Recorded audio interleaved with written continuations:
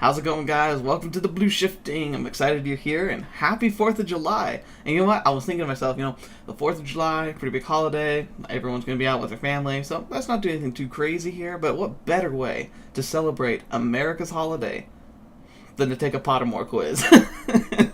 Yay! Actually, this one kind of does work because they recently added the Ilvermorny House quiz, which is the school in America. Now, if you guys are fans of Harry Potter, you're probably like me, seeing a lot of the forum posts and such going around about how apparently there's some stuff that people aren't too excited about. I'm not too picky about things. I guess there's just some potential inconsistencies with American history being applied to like the history of the houses here, which, okay, hang on guys, chill out for a sec. Kind of makes sense. If you were trying to write a book about England from here and you never gone over there or lived over there for an extended period of time, you're probably going to mess some stuff up too. So I'm not going to be too harsh on her. I'm kind of excited to see the new movie. I don't know if I'm going to see it opening day or anything, but I saw the newest trailer and looks good. But anyway, if you want to take this quiz, either with me or in post or pro, I'm going to put it link in the description. It's pretty easy. It's just Pottermore. Just go in. Hopefully with the last one you were able to sign in and discover your house and your wand. As you can see, I am a Ravenclaw. It's really cool because I've taken the quiz multiple times since then just to kind of test the waters. I keep getting Ravenclaw every time. Second up I get usually though is Slytherin, so hey. I just never saw myself as a Slytherin, but that's okay. I think the house is poorly represented in the books. The traits of the house, I think, are commendable.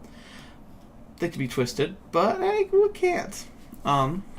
Also, my wand was a cedar wood with unicorn hair, 14 inches, surprisingly swishy and flexible. Now, I didn't cover this in the last video, but if you go in the description, it has some really cool things about the personalities of the house and the wand, which is really fun. So anyway, let's get started.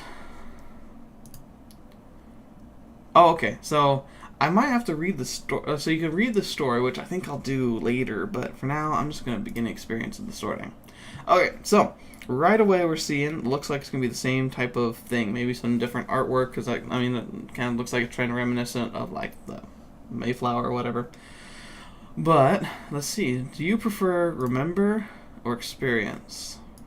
Well, that's kind of the same thing, if you experience something, maybe experiencing for the first time, but after you experience it, you're going to remember it and rely on it in the future. If I were to pick between the two, I would prefer to remember because I feel like I can build off of my failures or successes, but I like to not repeat my mistakes. I wish I knew, well, wait, that could be closer to me. I wish I knew how to forget, win, escape, or get through. Wait, these are kind of sad. Why is this so depressing? It's I wish I could forget. I don't know, that's not good. I wish I knew how to win. That's oh, poor guy, he never won. Wish I knew how to escape. What are you escaping? And how to get through. Okay, well, they're all really sad, but, I don't feel like I have anything to escape or really get through. No, Trump. But you didn't hear anything. I'm not being political. Sorry. I'm sorry. I shouldn't do stuff like that. I would probably have to say win. Because, I feel like I'm successful, but, I don't know. It'd be nice to have an extra edge. Think of the question you would most like answered by a person or an all-knowing being or device. Wow. Being or device. Interesting. Which of the following most closely resembles the answer you'd like to hear? Holy crap. There's a lot. So buckle up, guys. Without a shadow of a doubt. Never. Oh, this is the answer. So we think of a question. Okay, so... And then we pick the answer. Whoa, this is a weird question. Okay. Sorry. Okay. I tried just scrolling without talking, guys. So, and without a shadow of a doubt, remember, you gotta think of your question, if you had an all-powerful being and you could ask a question, what's the answer you would hope would be given to you based on your question? That one's probably pretty good. Without a shadow of a doubt, never, very soon, it is impossible, yes, I will show you everything. Oh, dang it! Now I think I've asked the wrong question. Only if you agree. If you come with me. Oh, no, I didn't. You are. Yes, you may. Only once. if you want to. Forever, not for many years. Interesting. Aw, man, I think I squandered my question, but I'm going to stick to my honest answer. The best answer that I think I would like to see. Gosh, I can't click on the bubbles. I have to go all the way up. Would be, without a shadow of a doubt, a question I asked, honestly, because, like, this is genuinely, I don't know. There's lots of stuff that you could do. I don't know, like, there's things people sometimes ask for, like, immortality or ultimate wealth or whatever, but I don't know. For me, I want to know if we make it. Like, does humanity continue to exist beyond, like, Earth? Like, are we not going to kill ourselves here? Are we going to be able to explore the universe someday? Will my descendants eventually, like, discover some of the great wonders of the universe? Are we going to be able to see it through to the end, you know? And, like, at the very end, you know, maybe at the end of the universe we die. Or maybe we find a way to escape. But, like, will humanity and my descendants continue on? Like, I love the idea of that, and so that's what I would ask. Like, will we make it? Will we survive this planet and our own stupidity? So I want without a shadow of a doubt. Where would you least like to find yourself? Imprisoned alone in a silent dungeon. Yeah, that's pretty bad. That's not good.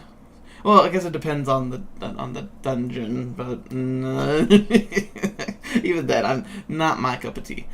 Locked in a crowded cage, standing room only. Oh, that'd be gross. It'd be like stuck at a rock concert where everyone doesn't shower. Ugh. And the dock in court, accused of a crime you did not commit. That's pretty bad, but I don't know. That, I feel like you could just think. On the deck of a ship and tidal waves coming over the horizon. Oh, yeah, that would suck. Oh boy, we're screwed. Trapped in the attic of a house that burns below you. Oh, man, this is a dark quiz. They're very dark questions. On the rope bridge fraying over a canyon. It's pretty much asking you, how would you prefer to die? Or lost in the woods at night, eyes straining as you through the dark. Eyes staring at you through the dark. Okay, so potentially being mangled, falling to your death, burning to death, drowning to death. Now, the worst thing about this one is if you weren't, like, smacked into something and immediately, like, killed because of, like, trauma, you could find yourself in the ocean swimming for days until you finally just give up and drowned. Ugh. In the docking court, accused of crime you didn't commit. That would be unfortunate, but, I mean, that's not drowning or burning. Locked in a crowded cage, standing room only. Now, see, that's when I'm like, I don't know if I'm going to die from that. It's going to be horrible, but I'm not going to die. Imprisoned alone in a silent dungeon. That wouldn't be too bad at first, but would get pretty bad. It'd get pretty bad if you were stuck there for a long, long time. So, honestly, I think... Oh, where would you least like to find yourself? Okay, so the one I would prefer would be in the court accused of crime I didn't commit. Because then at least I know I'm okay. Like, at the very least. See, falling would actually be kind of fun until the end. I mean, it'd be horrifying. But at least the experience is quick and painless at the end. Being eaten, that's pretty up there. But I'd like to think that I'd have a chance. You know, go for the eyes. You know, might be able to hold them off. Burning to death, that's pretty good. I think I might have to go with that one. Because the drowning one, that would take a while. But, like, I've heard the drowning part itself isn't too bad. But, hey, I haven't drowned before, so I wouldn't know. And being stuck with a group of people, once again, like, I don't know if it's lethal. It would really suck, though, to be, like, locked in a crowded cage, standing room only. Not being able to sit down or lay down or anything. Oh, my gosh. Oh, it would suck. But I think...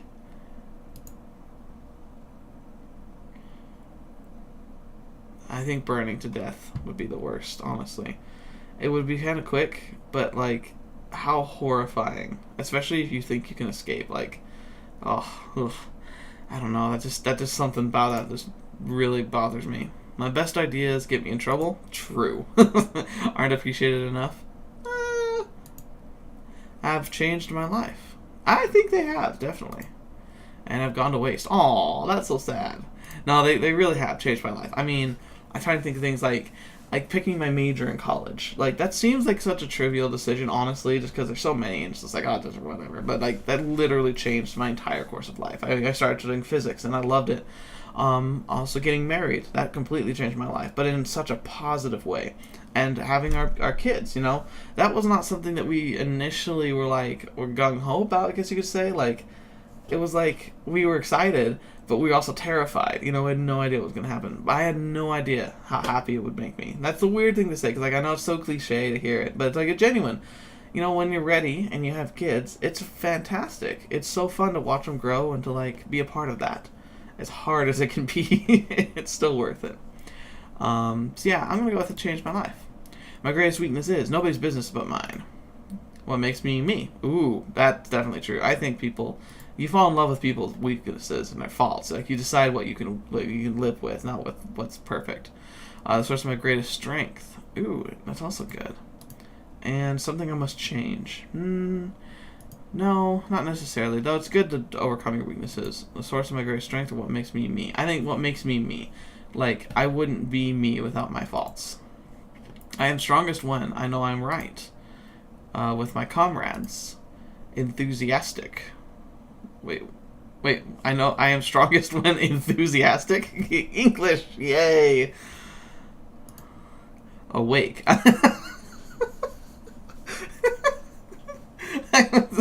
Yeah, I guess. Oh man, I'm strongest when I actually get out of bed. That's true. If you struggle with that, oh no, strongest when you're alone. Actually, kind of, yeah. Like, whenever I get those group projects at school, I hate it. Like, I wish I could just do a whole group project by myself. I feel like I would do a much better job, though, usually. With my comrades, I'm strongest when I know I'm right. I think that's true. I think when I know I'm right, like, when I don't have that doubt, I feel like I'm, like, resolute, and I feel like I can do anything, because, like, I have no regrets, because I never second-guess myself. I try really hard not to second-guess myself. Which is a better motto? It is nobler to be deceived than to be mistrustful. That's true. Friends should not demand blind faith. Interesting. Because, like, friends should not demand blind faith, I think you should at least be meriting an explanation, but ultimately, I think it's nobler to be deceived than to be mistrustful. I think it's like one of those things where, like, being deceived sucks, and it always will suck, but the ability to trust your friends, to be able to have people you can trust your life to, is very important. And I think it's more important than always needing to know exactly what's going on all the time. I think the other path leads to a life of paranoia. It leads to a life of mistrust, and maybe, yeah, you won't ever get hurt, but you'll never also be, like, happy. So I think I'd rather be deceived and have to go through that excruciating experience every once in a while, but being able to trust my friends. Okay, I'm a Thunderbird. That sounds cool. Like, Thunderbirds, go! Congratulations, you've been sorted to Thunderbird. Share your house. Okay, I'm going to look up more about the house real quick. I'm going to just read a quick description, and then you should definitely check it out yourself and really find out which one you're going to be sorted into. Named by Jack Bott after his favorite magical beast, the Thunderbird, a beast that can create storms as it flies. Ooh, that sounds cool. It's like a phoenix, but like stormy. That sounds really awesome. Thunderbird House is sometimes considered to represent the soul of a witch or wizard. It's also said the Thunderbird favors adventurers. Ooh, fun. Let's see. Alright, well, I'm going to go and read a lot more about this because I'm really excited, but this has already been quite a long video for you guys, so thank you for sitting in with me. I hope you enjoyed that quiz. I hope you took that quiz. Please let me know in the comments below which house you were sorted into. Since we know nothing about it, we need to collaborate a little bit and get some ideas. Now, here's the thing I'm thinking. Fantastic Beasts and Where to Find Them. I'm excited to see the movie. I think it's cool that she's going after, like, you know, what the houses are. However, are we even going to hear about them in the movie? Because, I mean, the movie's about a full-grown wizard traveling around with fantastical beasts. I doubt he's going to be visiting the school. It just doesn't seem like they would be part of the story. So, I don't really know what the relevance is besides, like, ooh, we can fanboy and girl, woohoo! You know, but hey, that's fine. I don't care. I'm excited to see what this is all about. But thank you so much for watching. Have a fantastic 4th of July. And if this is not the 4th of July and you're watching this, have a fantastic day wherever you are, and until the next video you see me in, I'll see you there.